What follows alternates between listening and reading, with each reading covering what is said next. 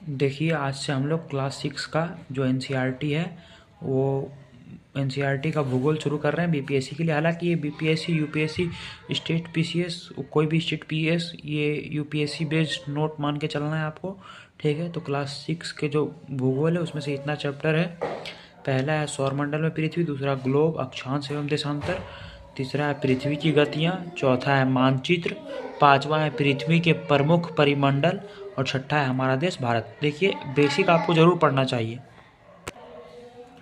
क्योंकि बेसिक पढ़ने से आपके की कॉन्सेप्ट क्लियर होते हैं और साथ ही साथ आपको प्री में काफ़ी हेल्प मिलेगी, क्योंकि कुछ कुछ क्वेश्चन डायरेक्ट एनसीईआरटी से पूछ दिए जाते हैं यूपीएससी या बीपीएससी या अदर स्टेट पीसीएस के एग्जाम में। इसलिए हम लोग को एनसीईआरटी पढ़ना चाहिए ताकि हमारे बेसिक्स और एडवांस दोनों में हम लोगों को मदद मिले। तो देखिए, पहला चैप्टर है भूगोल का, सौरमंडल में पृथ्वी, ठीक है। तो जो सौरमंडल में पृथ्वी है क्या, ज्योग्राफी। तो थोड़ा ज्योग्राफी के बारे में यहाँ लिखा है कि ज्योग्राफी ग्रीक भाषा का शब्द है जिसका अर्थ होता है पृथ्वी का अध्ययन, या तो फिर ज्योग्राफी जियो प्लस ग्राफिया से बना है, जिसका जियो मतलब पृथ्वी और ग्राफिया मतलब अध्ययन होता है, जिसका जनरली अगर अपने भाषा में इन जनरल देखें तो इसका मतलब होता है पृथ्वी का अध्ययन। इसी तरह से जियोलॉजिया होता है जिसका मतलब होता है पृथ्वी का अध्ययन। हालांकि जो जियोग्राफिया है इसका मतलब होता है अध्ययन ना लिख कर, अगर हम बोले कि पृथ्वी का लिखना या पृथ्वी का लेखन होता है, ग्राफिया मतलब होता है लिखना, इसलिए यहाँ जियोलॉजिया जो अदर वर्ड है इसका होता है पृथ्वी का अध्ययन। जियोमेट्रिया मतलब पृथ्वी का मापन, और जियोइड्स मतलब पृथ्वी के आकार अनुरूप। अब यहाँ पर जो चैप्टर का हेडिंग है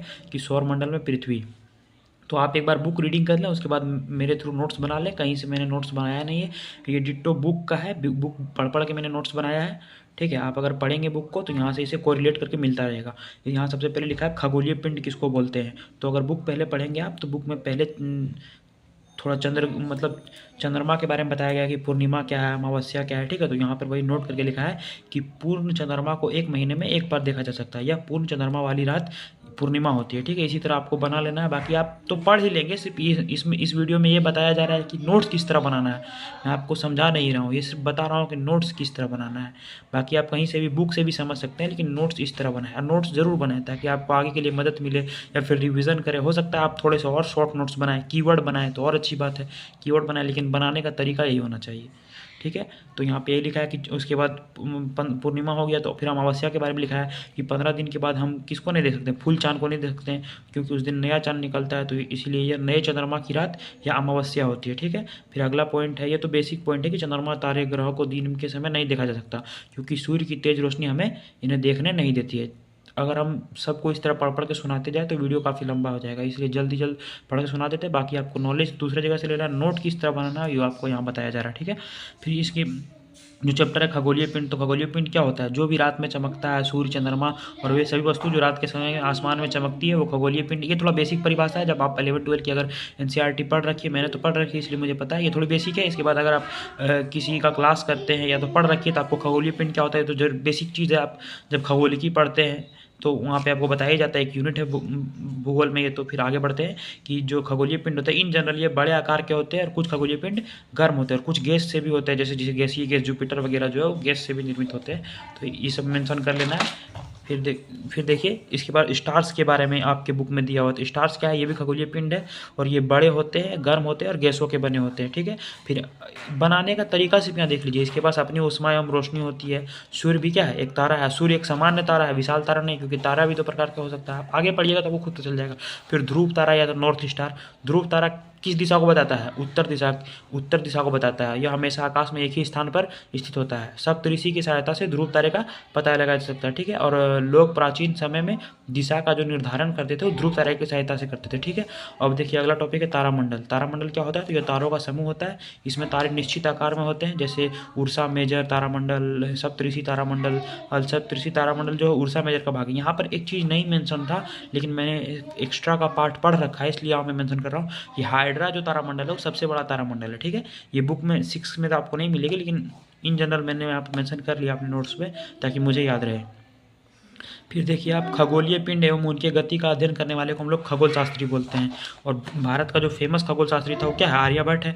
खगोल शास्त्री आर्यभट्ट ने बताया कि ग्रह और चंद्रमा सूर्य के परिवर्तित प्रकाश के कारण ही चमकते हैं, क्योंकि ग्रह और चंद्रमा के पास क्या है? अपना सूर्य, अपना प्रकाश नहीं है। अब देखिए सौर मंडल या सोलर सिस्टम, जो हमारे हेडिंग था कि सौर मंडल पृथ्वी, तो अब सौर मंडल पढ़ते हैं। सौर मंडल क्या है? सूर्य, ग्रह, उपग्रह, क्षुद्र ग्रह, उल्कापिंड इत्यादि का समूह मिलकर क्या करता है? सौर मंडल का निर्माण करता है। और सौरमंडल का मुखिया जो है सूर्य है, जो इतना सौरमंडल का लगभग 98% भाग जो है सूर्य के अंदर ही केंद्रित है। फिर ग्रह के बारे में देख लीजिए, यह खगोलीय पिंड का उदाहरण है, इसके पास अपना ताप व प्रकाश नहीं होता है। तारे सूर्य के प्रकाश से प्रकाशित हो, मतलब ये जो है कि जो तारे हैं यानी सूर्य, तारे मतलब जो ये किसके, जितना जो ग्रह है या तो उपग्रह है, तारों के सूर्य से प्रकाशित होता है, जो कि इन जनरल ग्रह जो हमारे प्लेनेट में है उसमें से एक तारा क्या है? सूर्य। तो ये सब किसके प्रकाश से प्रकाशित होंगे? सूर्य के। इसलिए यहाँ पे ब्रैकेट में लिखा है कि सूर्य के प्रकाश से प्रकाशित होते हैं। अगला पॉइंट इसी में देखिए कि पृथ्वी एक ग्रह है या निकटतम तारे से ऊष्मा, ऊर्जा या प्रकाश लेता है, यानी कि इन जनरल ये बता रहा है कि सूर्य से ऊष्मा लेता है। फिर सौर मंडल में 8 ग्रह हैं, बुध, शुक्र, पृथ्वी, मंगल, बृहस्पति, शनि, अरुण वरुण। ये मैंने बुक से डायग्राम बनाया, आप बना सकते हैं। ये मेरा थोड़ा सा डायग्राम बिगड़ गया, आप अच्छे से बनाएं। यहाँ पे देखिए एक बात फिर कि ये जो है मार्स से लेके मंगल को तो नहीं, लेकिन कम से कम हम मरकरी, वेनस, अर्थ से ये सब तीनों को हम लोग बोलते हैं आंतरिक ग्रह या चट्टानी ग्रह, क्योंकि जिन जनरल चट्टानी ग्रह बनाते हैं। और यहाँ पर जो है ये मार्स और जुपिटर यानी मंगल और बृहस्पति के बीच क्या होता है? क्षुद्र ग्रह। अब यहाँ पे ये यहीं पे क्यों होता है? तो जब आप सोलर फ्लेयर या सौर आंधियाँ पढ़ेंगे तो आपको पता चल जाएगा कि इसका स्थान यहीं पे क्यों होता है। हालांकि जितना अभी 6 में दिया है, और इधर जुपिटर, सैटर्न, यूरेनस, नेपच्यून जो है ये सब बाह्य ग्रह है या तो गैसों से निर्मित है। और ये देखो जुपिटर, सैटर्न, यूरेनस के चारों ओर छल्ले मिलते हैं या मलबे के बेल्ट होते हैं। और इसको और एक्सपेंड में पड़ेगा तो ये तो फिर यहाँ पे जुपिटर में कुछ तूफान वगैरह भी आता है, सिलिकेट का तूफान उठता है, तो ये आपको वहाँ एडवांस में पढ़ाया जाएगा। अभी तो बेसिक है, क्लास 6, 7, 8, 9, अगर इस चैनल पे 7, 8, 9, 12 तक की एनसीईआरटी का नोट्स आपको मिलेगा। ग्रह सूर्य के चारों ओर दीर्घवृत्ताकार पथ पर, इलिप्टिकल पथ पर क्या करते हैं? चक्कर लगाते हैं। ठीक है, यहीं पर एक बात मैं मेंशन करता हूँ कि बहुत सारी जगह आपने पढ़ रखा होगा कि हमारा आकाशगंगा कैसा आकाशगंगा, मतलब जो हमारी आकाशगंगा है मिल्की वे आकाशगंगा या तो दुग्ध मेखला, वो आकाशगंगा कैसी है? आपने पढ़ा होगा कि हमारी आकाशगंगा या दुग्ध मेखला जो है वो स्पाइरल है। लेकिन अब जहाँ तक मैं पता नहीं, लेकिन मैं जिस टीचर से पढ़ता हूँ, मैं केजीएस में पढ़ता हूँ, तो वहाँ हमें बताया गया है कि जो हमारा जो आकाशगंगा है दुग्ध मेखला या मिल्की वे बियर्ड स्पाइरल आकाशगंगा का उदाहरण है। ठीक है, तो वही मैं बता दे रहा हूँ यहाँ पर। फिर शुक्र को पृथ्वी का जुड़वा ग्रह माना जाता है। वर्ष 2006 में जब पराग शहर में एक सम्मिलित मतलब ग्रह की जब नई परिभाषा बनाई जा रही थी, तो इसमें प्लूटो को वहाँ से हटा दिया, क्योंकि प्लूटो दूसरे के मतलब दूसरा का जो चक्कर लगाने का स्थान होता है उसमें घुस जाता है।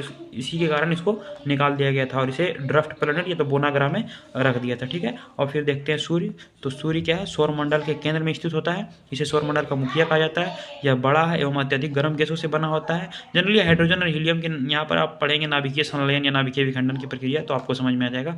यह खिंचाव बल प्रदान करता है जो सौरमंडल को बांधे रखता है। सूर्य पृथ्वी से 15 किलोमीटर दूर स्थित है, मतलब सूर्य पृथ्वी से 15 करोड़ किलोमीटर, ठीक है, दूर स्थित है। आगे आप फिर पृथ्वी के बारे में पढ़ें कि पृथ्वी को अनोखा ग्रह कहा जाता है, क्योंकि यहाँ जीवन के लिए अनुकूल परिस्थितियाँ मिलती है, जैसे पानी, हवा, O2, यानी इन जनरल यहाँ पे वायुमंडल है। आकार में 5वां सबसे बड़ा ग्रह है। यह ध्रुवों पर चपटा होता है। इसी कारण तो 6 महीना का दिन और 6 महीना का रात होता है ध्रुव पर, क्योंकि पृथ्वी 2.5 डिग्री झुकी होती है। इसके आकार को भू आकृति या जियोइड कहा जाता है, पृथ्वी जैसा आकार। ठीक है, फिर आंतरिक से देखने पर पृथ्वी नीला दिखाई देता है, क्योंकि इसका 2/3 भाग है, 2/3 या तो 71% भाग क्या पानी से ढका हुआ है। ठीक है, यह नीला ग्रह एवं इसे चट्टानी ग्रह या आंतरिक ग्रह भी कहा जाता है, या सूर्य की परिक्रमा करता है। फिर उपग्रह के बारे में देखते हैं। ये खगोलीय पिंड का उदाहरण है उपग्रह। और जैसे कि ग्रह सूर्य के चक्कर लगाते हैं, उस तरह उपग्रह ग्रह के चक्कर लगाते हैं। तो ग्रह के चारों ओर घूमते हैं। उपग्रह के प्रकार कृत्रिम भी हो सकते हैं और प्राकृतिक भी होते हैं। और कृत्रिम जैसे पृथ्वी का प्राकृतिक है मानव, लेकिन कृत्रिम हम लोग जो भेजते हैं मनुष्य द्वारा भेजा गया, तो मानव निर्मित उपग्रह कृत्रिम पिंड का उदाहरण। यही बात यहाँ पे लिखा हुआ है। कृत्रिम उपग्रह एक रॉकेट द्वारा लाए जाते हैं और पृथ्वी के चारों ओर कक्षा में स्थापित किए जाते हैं। भारत का जो पहला आर्टिफिशियल सैटेलाइट है वो आर्यभट्ट था। कौन था? ये जनरली इन जनरल दरोगा या तो वो जो होता है और नॉर्मल या तो बेसिक एग्जाम होता है उसमें ये क्वेश्चन आया हुआ है। अब देखिए मून के बारे में कि पृथ्वी का उपग्रह है और पृथ्वी के चारों ओर घूमता है, क्योंकि उपग्रह अपने ग्रह के चारों ओर घूमते हैं, ठीक है। इसका व्यास पृथ्वी के केवल 1/4 भाग के मतलब 1/4 जो इसका एक इसका जो व्यास है वो पृथ्वी के मुकाबले में 1/4 है, ठीक है। आकार में बड़ा है क्योंकि अन्य खगोलीय पिंडों की तुलना में पृथ्वी के निकट है और सूर्य के प्रकाश से चमकता है और इसकी पृथ्वी से दूरी 3,84,000 किलोमीटर है, ठीक है।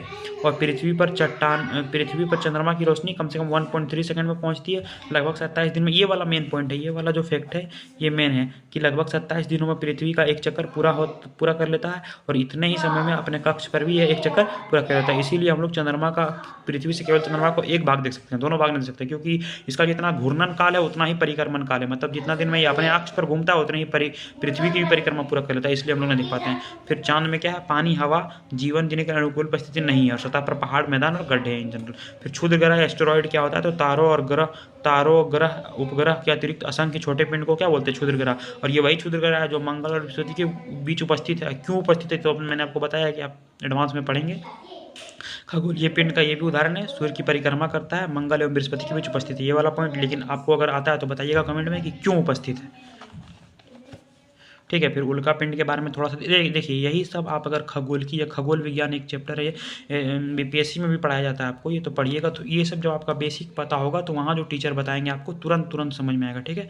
और फिर देखते हैं उल्का पिंड के बारे में। ये चट्टानों के छोटे टुकड़े हैं जो सूर्य के चारों ओर चक्कर लगाते हैं। फिर अगला पॉइंट कि कभी कभी पृथ्वी का वायुमंडल, ये क्या है कि ये जो उल्का पिंड है, उल्का पिंड क्षुद्र ग्रह को समझ ली ना, क्षुद्र ग्रह जब चक्कर लगाता है तो कुछ जो पार्ट है वो पृथ्वी की सतह की ओर गति करने लगता है, उसके गुरुत्वाकर्षण में खुद जाता है, घर्षण के कारण उसमें आग लग जाता है और जलने लगता है, तो उसी को बोलते हैं उल्का। जब जो ज़्यादा इसका साइज बड़ा होता है तो कुछ जल पाता है, कुछ नहीं जल पाता, तो जो गिरता है उसको बोलते हैं उल्का पिंड। इसको टूटता हुआ तारा भी बोल सकते हैं आप।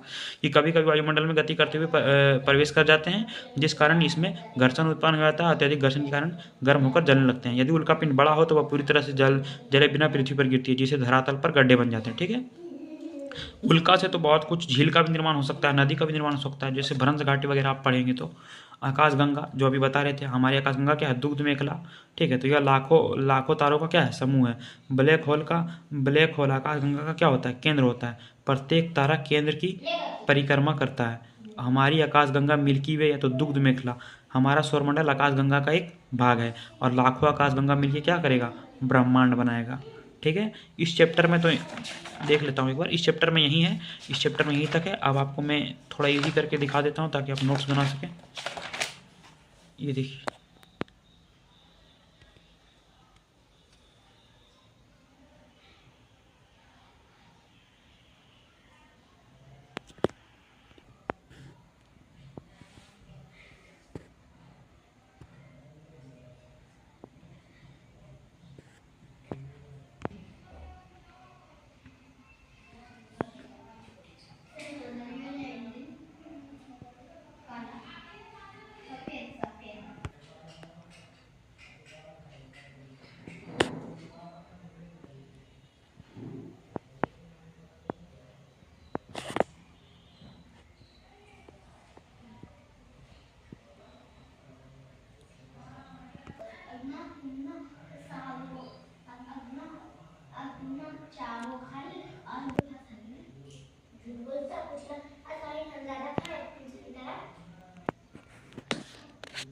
आप नोट्स बना कर ज़रूर बताइएगा। अगर आपको नोट्स अच्छा लगा तो मैं फिर चैप्टर 2 को इसी तरह, मैंने तो बना के रखी है चैप्टर 2 भी, पर वो अगले वीडियो में अपलोड करूँगा, ठीक है। अगर आपको नोट्स अच्छा लगा तो आप ज़रूर कमेंट करके बताइएगा ताकि मैं फिर आगे अपलोड कर सकूँ, और इसी चैनल को ज़रूर सब्सक्राइब कीजिएगा।